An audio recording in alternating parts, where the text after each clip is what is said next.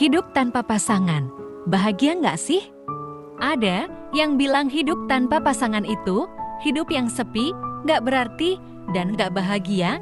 Mereka merasa butuh orang yang sayang, dukung, dan temenin mereka di segala hal.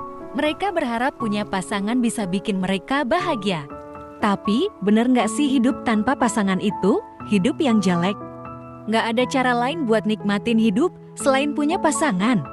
Nggak ada sumber bahagia lain yang bisa kita cari dari diri kita sendiri? Jawabannya nggak. Hidup tanpa pasangan nggak berarti hidup tanpa bahagia. Hidup tanpa pasangan juga nggak berarti hidup tanpa cinta.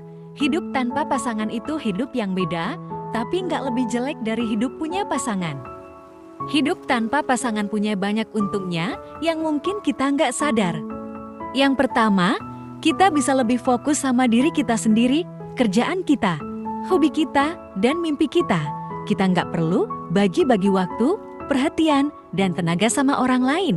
Kita bisa kejar apa yang kita mau tanpa harus mikirin pendapat atau mau pasangan kita. Yang kedua, kita bisa lebih bebas buat ambil keputusan dan beraksi. Kita nggak perlu kompromi, ngikutin, atau ngalah demi pasangan kita. Kita bisa ngelakuin apa yang kita suka, kapan aja, dan di mana aja, tanpa harus minta izin atau kasih tahu pasangan kita. Yang ketiga, kita bisa lebih mandiri dan bertanggung jawab. Kita nggak perlu ngandelin pasangan kita buat penuhin kebutuhan atau harapan kita. Kita bisa urus diri kita sendiri, atasin masalah kita sendiri, dan selesain tugas kita sendiri. Kita bisa belajar dari salah kita dan jadi orang yang lebih kuat dan dewasa. Yang keempat, kita bisa lebih terbuka dan luas buat jalin hubungan sama orang lain. Kita nggak perlu cemburu, posesif, atau terikat sama pasangan kita. Kita bisa berteman, ngobrol, dan nongkrong sama siapa aja yang kita suka tanpa harus khawatir tentang reaksi atau perasaan pasangan kita. Kita bisa nikmatin kehidupan sosial yang lebih seru dan asyik. Dan tentu aja, hidup tanpa pasangan juga punya tantangan dan susahnya yang harus kita hadapi. Kita bisa merasa kesepian, bosan, atau nggak dihargai.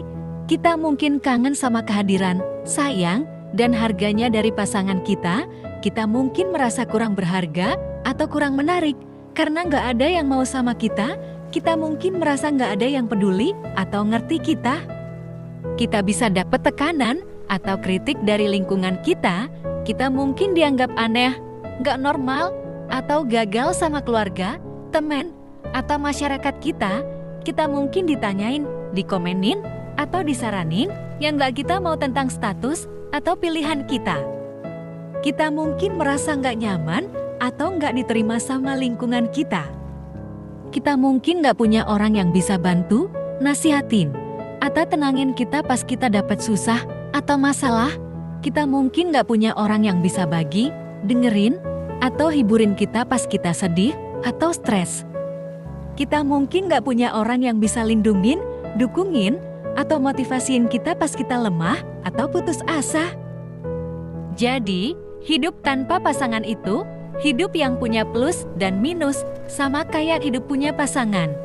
Bahagia kita nggak ditentuin sama punya pasangan atau enggak, tapi sama gimana kita sikapi dan isi hidup kita.